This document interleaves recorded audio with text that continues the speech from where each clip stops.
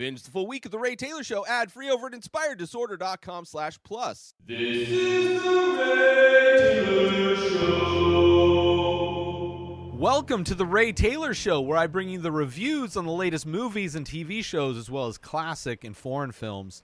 I'm your host, Ray Taylor, and on this podcast, I'll be talking about all things film and television. Whether you're looking for a new show to binge or want to know if that blockbuster is worth the trip to the theater, or just want to hear my thoughts on a classic or foreign film, I've got you covered.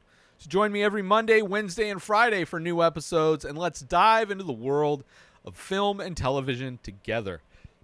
On this episode, I am talking about the final season of Better Call Saul, Season 6. This season came out last year.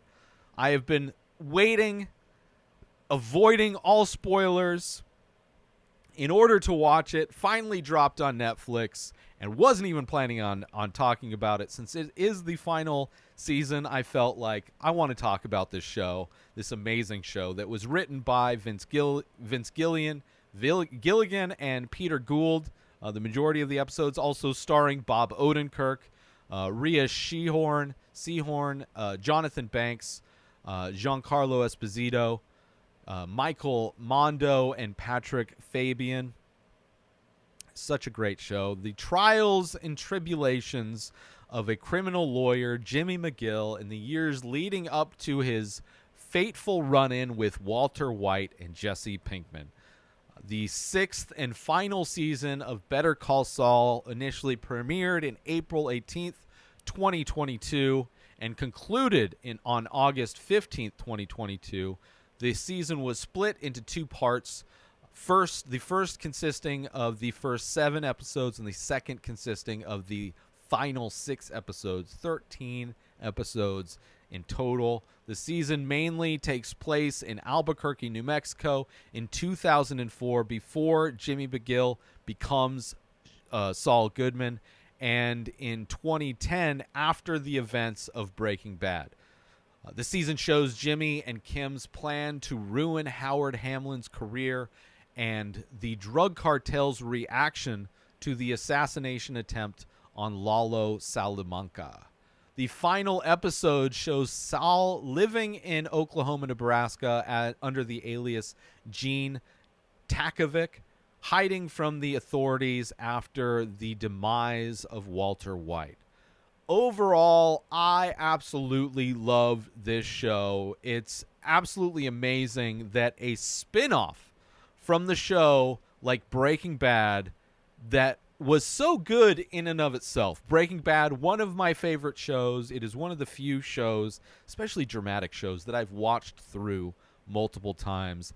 And to think that they can somehow manage to make a show as good, if not better, than the show it was spun off from is crazy.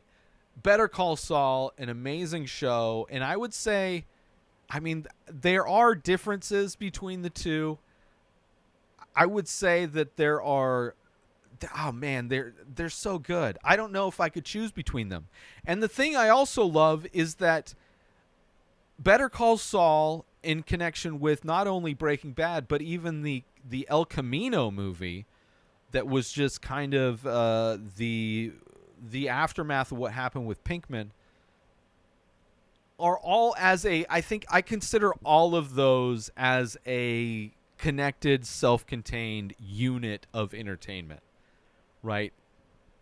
The way this show started showing so many different things and leading up to Breaking Bad, it's just amazing. It's so amazing. One of the best finales, I would say, of a show as well, but a show that I absolutely love. And I'm sure there's people that just never got into Better Call Saul because maybe they didn't get into Breaking Bad. But if anybody's looking for a good show involving Better Call Saul, not as much just drug cartel stuff as much as Breaking Bad, but people dealing with the edges of society in a very compelling story about a lot of different aspects of the criminal underbelly, and even how The government is, in some cases, implemented. I mean, similarly, in some ways, it's similar to Ozark. So if somehow you've seen Ozark and not these shows, I would say these are both better than Ozark, but kind of a similar vibe in a lot of ways. Either way, I love the show. So glad to finish it, and looking forward to going through and watching everything again. Which,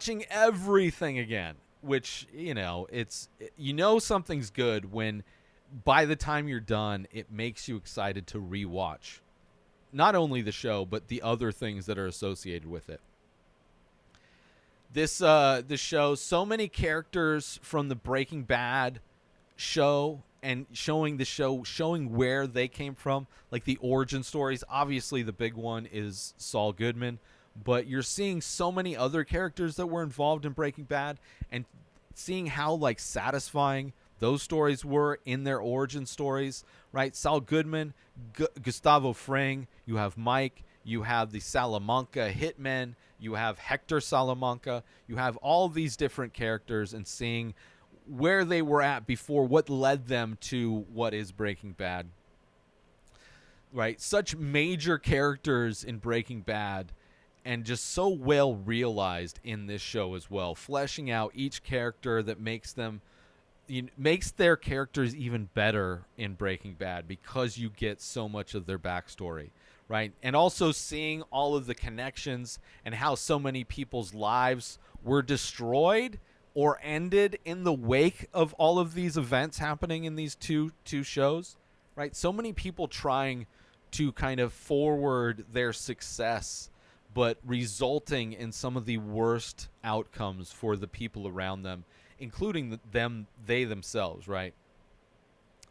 The competition for power, or even just the struggle to survive, right? The season combines a few different moments in the overall timeline that I enjoy as well. Like this season jumps to a few different timelines, especially when it's wrapping up towards the end, where you are kind of seeing how Saul Goodman got to the place where he is as Saul Goodman as we knew him in Breaking Bad, but then jumping ahead in time, which are filmed in black and white, which I thought was great, but then also getting some other moments that we didn't see throughout the story. So it does jump around in moments. So amazing.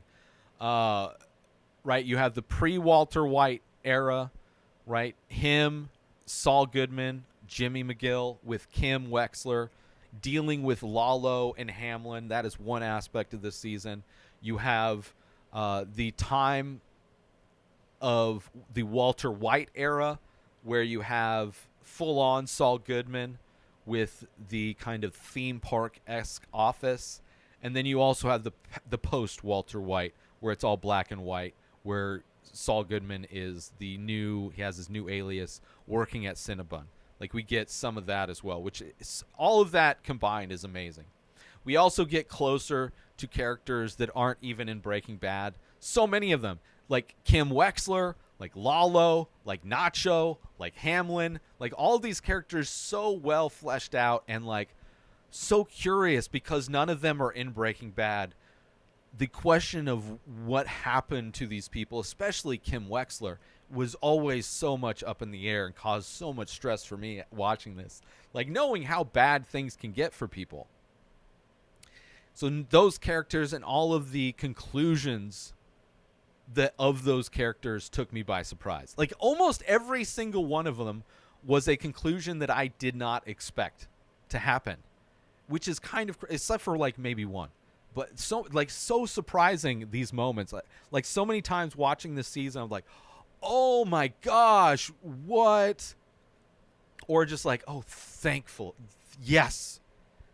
Like either relief or shock in the conclusions of some of these characters that we know don't stick around, that aren't in Breaking Bad.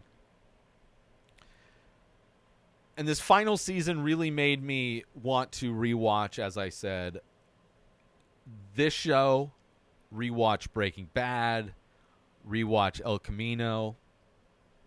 I wish there was a playlist option on Netflix that would allow me to play this in, and it would just pop in the episodes, especially like these where it blends Better Call Saul and Breaking Bad to, I don't know, to blend those in. Well, I don't know. You probably don't even need to. Just watch Better Call Saul, then watch Breaking Bad, and then watch El Camino, I think is probably the best course of events. But it makes me want to go in and watch those. But overall, I think this series is more balanced than Breaking Bad, right? Every character in this show was sympathetic on some level, right? And very complicated. Like on a level where I feel a lot of characters in Breaking Bad weren't, right? Like especially like some characters like Skylar White from Breaking Bad and his son also kind of stand out as far as like either like there's no characters I would say that are in Better Call Saul that stand out in the way that those two characters do, right? Even Saul feels like a more grounded character in Better Call Saul than he does in Breaking Bad, where he's more animated. Although after seeing the events of this show and seeing how Saul Goodman got to be the person he was in Breaking Bad, it does kind of make sense that he would act in a big way, knowing what he's lost and what he's gone through. It kind of makes sense. But in general, his character is way more grounded. Whereas like Skylar White, I remember just like the way the show portrays her and just like the love I think you have for the anti-hero in Walter White. She is kind of like an unlikable character, sadly, even though she doesn't deserve to be, right? She is on the right side of history, as it were. And even their son, you know, it's an interesting character, but it's like both of those characters stood out in a way that I don't feel any characters did in Better Call Saul, which I think is a positive for the characters that are in Better Call Saul that aren't as like one-sided necessarily as those characters were. But and the show, you know, it's just great. By the end of this series, there was like no burning the evidence after cleanup, right? Wait, did I just pass everything? Where was I? All the show, by the end of the series, there was no storyline or character that I felt was left open-ended. That's where I was. I don't know where I jumped to on this. But yeah, by the end of this, it felt satisfying. And I think part of that is also because Breaking Bad is there, so there's more with some characters that are left open-ended. But I didn't feel like there was anything really open-ended, right? It felt like everything, there was a satisfying end to this season, right? Also a show which, same thing with Breaking Bad, amazing shots. The camera is mounted to so many different things, right, to provide movement to the camera. This thing, if a thing moves, the camera will be mounted to it, whether it's cars, garage doors, car doors, mail carts. Like there's even a shot where a camera is clearly mounted to a car that is involved in a car accident, and where the car lands after being hit in this accident frames this shot of the other car driving away perfectly. It is amazing, some of the shots that they have in this show. And, you know, like I said, if an object is moving, they got a camera strapped to it. So many great shots, so many great angles to get so much in the frame of this story, like super dramatic angles that you wouldn't necessarily see, but allow shots to be framed in a way where so much can be communicated within the frame, so you don't have a lot of cuts going on. Amazing. You know, you have a shot from inside of a barrel fire while Mike is burning evidence, right after cleaning up the whole Hamilton and Jimmy and Kim thing. Amazing shot. You have episode 10 through 13. There's the intro, the show intro for Better Call Saul is like this blue VHS screen of this like tape that's like wearing away and malfunctioning, like wearing thin, almost like the story that we are finishing in this series. I love that as well, including the black and white that represents the kind of post-Walter White era, right?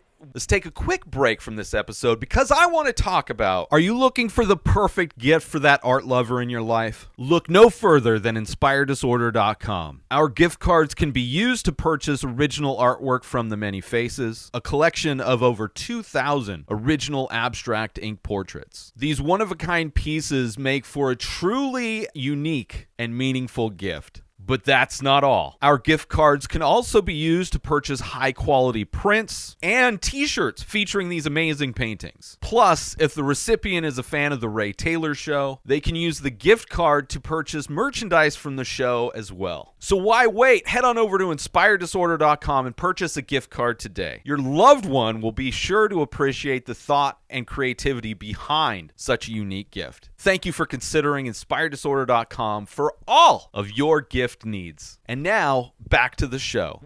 Even though the show jumps around in time, you never question, it's never confusing. Aside from, like, even Jimmy McGill looking completely different in every stage. Like, the fact that the look of the show changes so dramatically also represents that, which I love that.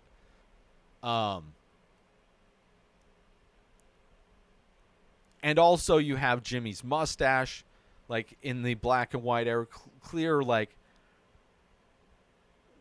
really shows what time and place we are in the final season as it jumps around. Right. And also the very last scene of the show has a great noir vibe to it. How this show, the very last scene of it, amazing. Just so good. But I do want to get into spoilers. There are a lot of specific moments, characters, all of that stuff that I want to talk about. So obviously the show's great. I love how it wraps up. Before I get into spoilers, I love how it wraps up. Like the show starts off with Jimmy as somebody who's trying to live up to his brother in some way, who is a successful lawyer. And there's this court case that kind of sets things off for Jimmy. And I love how this show at the end closes up all of those loose ends, right? It's able to do all of those things in a great way, where we're seeing this guy who's this lawyer and seeing how, you know, he himself breaks down. And also this show, in similar ways to Breaking Bad, which Breaking Bad, there's major themes about addiction, especially Pinkman's character, but also even Walter White's addiction to power. You are seeing this show as an addiction. Kim Wexler and Jimmy McGill are addicts, and they are addicts who are in a relationship where they encourage each other. They allow each other to, get deeper into their addiction, which I enjoyed that as well. The idea in such a unique way, in such like, instead of being addicted to drugs or power, it's addicted to manipulation, through these different cons that they're doing. But I do want to get into spoilers. So let's get into spoilers. I love that we find out what happened after Walter White, right? He dies. His wife took a deal she's with her son, and Jesse's somewhere in Mexico. Like, we get the brief thing with Saul's ex-receptionist when he gives her money, right? Which that's nice when we get that kind of closure to some things that I think people had questions about in regards to Breaking Bad. You get the origins of so many cool things, right? You get the origins of Saul Goodman's law office in the strip mall that Walter White goes to, right? The theme park-esque law office that Saul Goodman has, right? Seeing how his businesses blow up, all the people who work for Gustavo, or just all the criminals who get the word of mouth that Saul Goodman is Gustavo's lawyer, and seeing why he took off. Seeing also how, all the decorations were done by his receptionist as a way to encourage her to work for him. And also seeing the inflatable Statue of Liberty, seeing where that came from. Like, we get a lot of fun, like, origin stories for just his office. We also get the origin story throughout the series with Fring's meth lab, the lab that later on Walter White and Jesse Pinkman cook at underneath the laundromat. Right? We find out what it took to get it made. Also, the fact that Gus Fring has all of these secret underground places under his house, the house across the street, the pathway to that. Like, it's a guy who has a lot of secret passageways, which I thought was an interesting thing. We also get the origin story for the animal veterinarian, his black book. There's the scene in this season where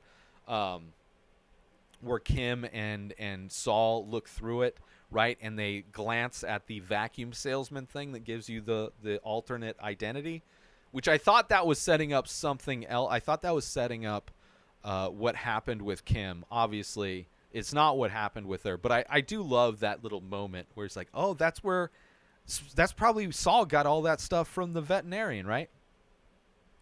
And like I said, the inflatable thing. The characters, Mike, one of my favorite characters, right? Seeing how he becomes Gus's go-to guy to get things done in this season. Him trying to do what's right for Nacho and his dad. Also trying to protect Kim and Jimmy from Lalo. Despite, like, this is a guy who's constantly trying to do the right thing. Trying to do good. And because he's, like, one man trying to do these things, it's so tragic how Mike, like, fails at being able to do these things to protect people, right? Also seeing him succeed at protecting Gus, for the most part, becoming his like head of security. Also from Gus going rogue, right, to the ultimate showdown with Lalo, right? During the many jumps in time, like the running question about time travel, that's interesting.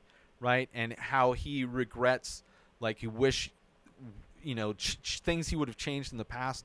But then also Mike, the moment where he says that he wishes he could go like 10 years in the future to check on people, to check on Jimmy, to see how they're doing. But then knowing the reality of what happens to Mike in Breaking Bad, right? Also kind of he's like this tragic character in a lot of ways. Right? He never lives to see how everything shakes out at the end, and doesn't see what happens to Walter, doesn't see what, Jimmy and all that stuff. But a great character, always trying to do good, right?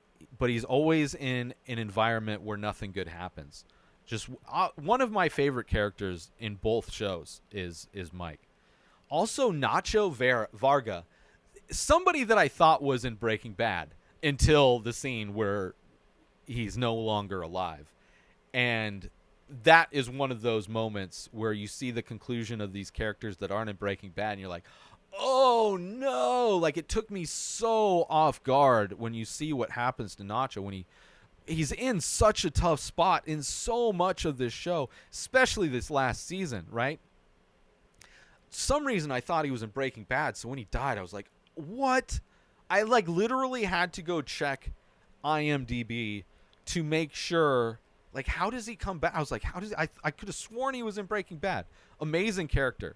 I was rooting for him, rooting for his dad, right? Especially in this last season where he's constantly in a rough spot. You have episode 2, Carrot and Stick. Such an intense episode with Nacho running from the Salamanca hitmen, right? Amazing shots. That is the shot where it's like mounted to the car and they hits it and it like frames his getaway perfectly. An amazing shot, right? Him hiding in the oil tanker, just like the dude barely survived, and for him to go out the way he did almost felt like a relief. Like now he can stop hiding and running and worrying because his reality was never going to be good, right? It took me completely off guard, but him doing that completely made sense because he would have forever been used by these people, right? Always fearing for his life, always fearing for the father's life, right? And he called it quits on his own terms, right? He's like, I can't do this. I'm not going to live this reality anymore. So his character was great. Howard Hamlin, right? Somebody that I didn't even think about, like not that he's not in Breaking Bad, but such a great character. And this last season, when Kim and Saul are pulling this con on Howard to make people think that he's addicted to cocaine in order for them to force the settlement so that they can get their money from the settlement that started this whole show. Like, the complex con, right, they put on him, right, is just amazing. Episode 7, plan and execution, right? The con on Hamlin, right? It all comes together, right? It's a con that really shows how Kim and Jimmy are meant to be each other, but also so toxic for each other, right? Because even when in that episode, even when it seems like Howard is on to them, it's all still part of the plan, right? It's so good, so well written.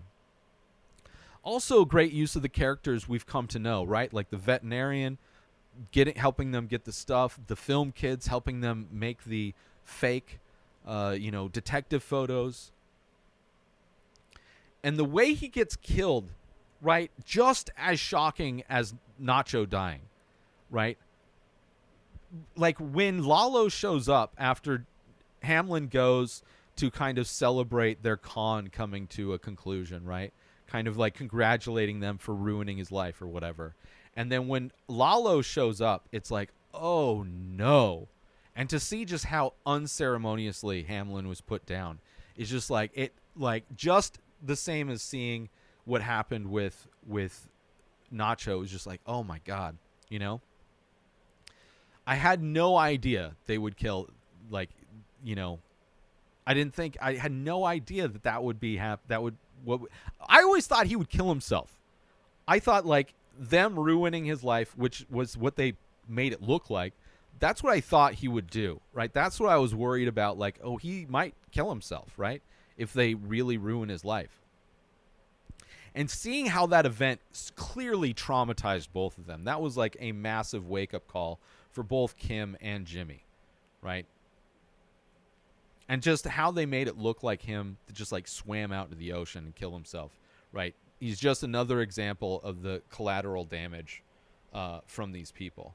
Let's take a quick break from this episode to talk about, are you a fan of art, movies, and all things entertainment? Then you need to check out youtube.com/inspired disorder. Our page is jam-packed with all kinds of great content, including making of videos of the many faces, an ongoing art series of abstract ink paintings. But that's not all. We also feature daily episodes from The Ray Taylor Show, a podcast that brings you movie reviews, TV show reviews, episode recaps, opinions on news and entertainment, and much more. There's also a weekly diary and top 5 movie rankings of a variety of categories. And if that wasn't enough, we've also got how-to videos covering all kinds of topics. So why wait? Head on over to youtube.com/inspired disorder and start exploring the amazing content we have to offer. And now back to the show.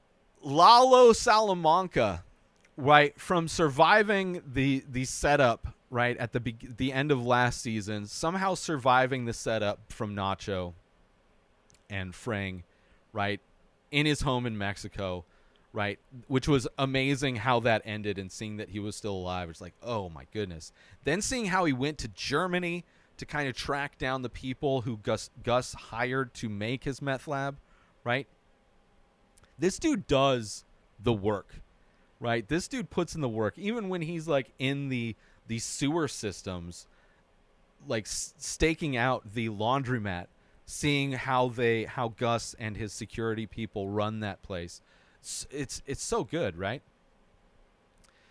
Super smart guy, and he was like kind of had this like evil charm, this like very horrific in moments where he like seemingly very easygoing guy, even in moments where he's killing people, right? And totally forgot that when Saul first meets Walter White in the desert, where Walter takes him to the desert and puts him in front of that open grave, and takes the hood off of him, and Saul thinks that it's Lalo, because Saul never, wouldn't be the first time that he thought Lalo was dead and that had come back. Right, so the fact that he was so scared in that moment, thinking that Walter White, like, had no idea that there was that connection from Breaking Bad. But amazing, And it's so interesting to know who that character was and why Saul was so afraid of him, especially knowing how many times he was presumed dead and wasn't, right? And his final showdown with Gustavo, I thought was great.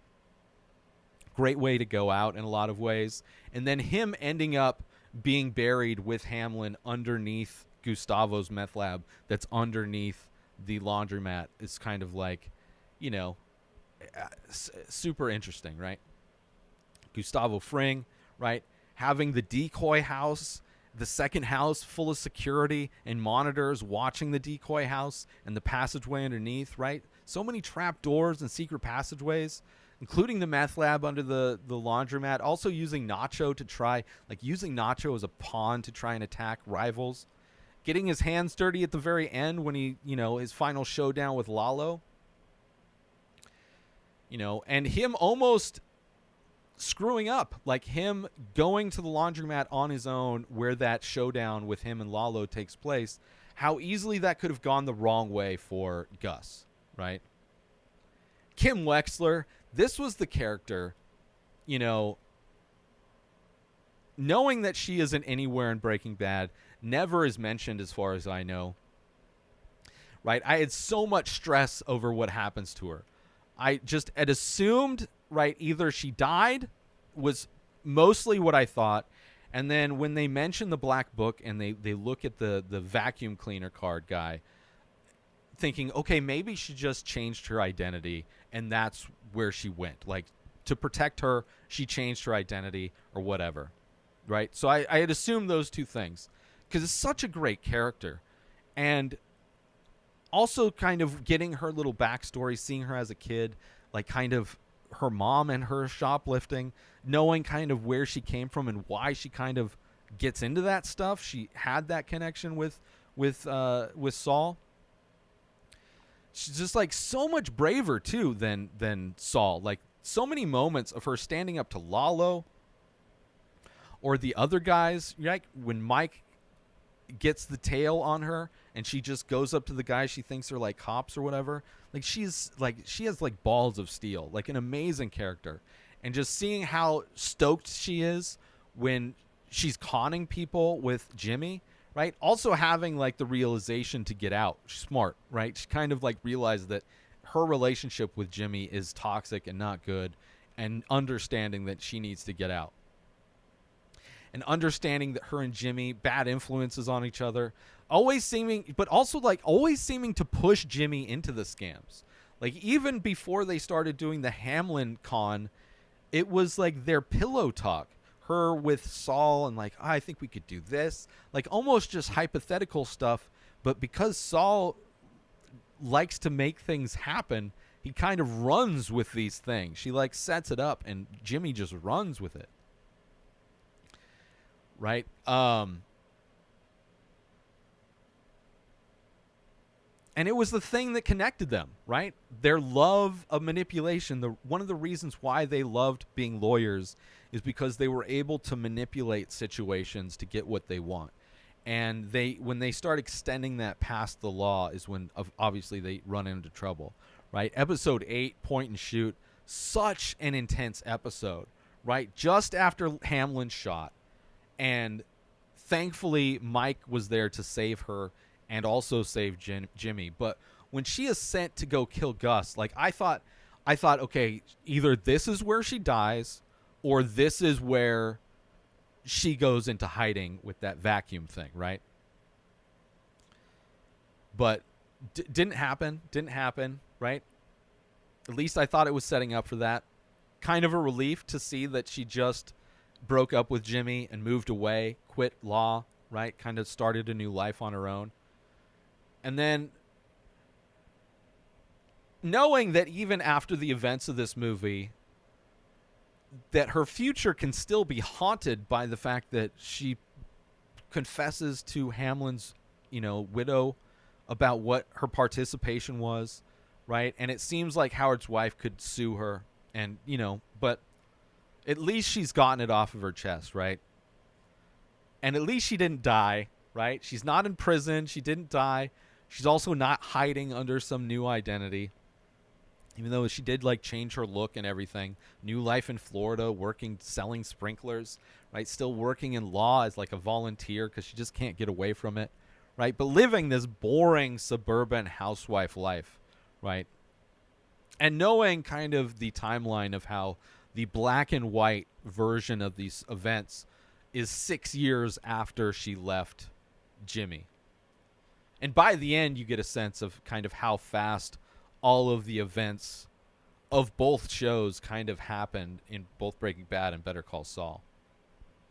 And of course, Jimmy, aka Saul, seeing his evolution of the course of the series, starting off as just like a loser doing cons, slipping Jimmy, following his brother's footsteps into becoming a lawyer, never giving up on his brother's, like, never living up to his brother's standards, you know? Right? But still doing cons. Meeting Kim, who like enables him and participates in the cons, really finding a soulmate when it comes to that kind of lifestyle. And in many ways, like I said earlier, this is a story about addiction. Kim and Jimmy are addicts to being cons, right? They are addicts who enable each other. Their addictions destroy their lives. Their addiction destroys the lives around them. And even in the black and white future, Jimmy is still an addict. Like, the reason he gets caught is because he's addicted, right? From doing cons with the two dudes stealing from the department store, right? Then stealing identities to the point where Jimmy breaks protocol and goes on to finish the job on his own, where it all finally falls apart for him and he gets arrested. Like, literally hiding in a dumpster, right? Rock bottom. Right? His addiction ultimately led him to his own end, as most of addictions do, right? Although when he's arrested, we get to see like one more magical moment with Jimmy, right? When he gets arrested, we get to see how truly magical this man was, right? It was like his last all-star performance negotiating his sentencing of life in prison plus 180 years down to 7 years at a cushy prison with ice cream delivered weekly, right? But it wasn't until the very end he finds out Kim confessed, right? The truth about Howard. And we see kind of his last grand gesture to this woman that he loved, right? He gave up his deal and future to tell the truth and and to take responsibility for his actions, right? In many ways, still following her lead, right? She confessed, so now he's going to follow the lead and confess as well. It's so great, you know, a great, difficult love story plus addiction, right? The chanting, the last episode when he's in the bus, the prison, going to prison, and the chanting of Better Call Saul in the bus to prison while stomping was amazing. So good. Like, I was like goosebumps, right? And then finding out that he had a 7-year deal, and because he decided to tell the truth, he is now in prison for 86 years. But with good behavior, right? The final line, but with good behavior, and then they laugh, like, okay. And you see how he's like a god in prison. Like, they love him in prison, because I'm sure he's able to, like, his superpowers are put to good use in prison. Not only does he know the law, but he knows how to manipulate situations. He's so good at negotiating. Like, this guy has actual ability, but it's just, and ultimately used for bad instead of good. Amazing. And the end, so much where it's Kim and Saul smoking cigarettes, or Jimmy sharing that cigarette in the whatever that room is. Very noir vibe to the very end of it, right? Where they're sharing the cigarette. Kind of a beautiful end to this show, right? But good, you know, but with good behavior, maybe it'll be less. Who knows? I love it. It's such a great end to the show. So many ways, this show is a tragic love story about addicts, right? Both Jimmy and Kim addicted to cons, and we see how talented both of them were as not only lawyers, but as con men, and how much they bonded over their cons, right? Entire show wrapped up so well, right? The people who die went out with such like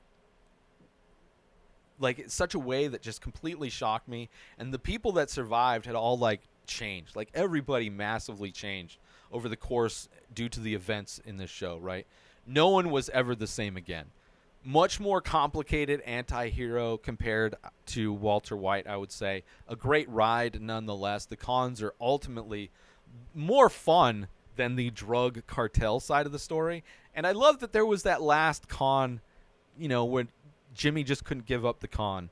I kind of liked that last run he went on. Also seeing how Gus got to where he is and where he goes in Breaking Bad. Also seeing how Mike tried to do the right things, right? Trying so hard to protect so many people, but ultimately couldn't even protect them, protect himself, right? Only for so long he was able to do that. You have Jimmy McGill, a.k.a. Saul Goodman, a.k.a. Gene Takovic, a.k.a. Slippin' Jimmy. No matter what name you use, he will always be a legend. Like, what an amazing story created by Vince Gilligan and Peter Gould, from the original Breaking Bad to such an unexpected prequel series, right? As a whole, a great piece of work, masterfully crafted. Absolutely love it. And I want to thank you all for tuning in to this episode of The Ray Taylor Show. I hope you enjoyed my thoughts on the final season of Better Call Saul, Season 6. Don't forget to tune in every Monday, Wednesday, and Friday for more movie and TV show reviews. And join the conversation by leaving a comment or rating on your favorite podcast platform or over on youtube.com/Inspired Disorder. Until next time, enjoy the show. New episodes of The Ray Taylor Show come out every single day. Subscribe on YouTube and everywhere our podcasts are found.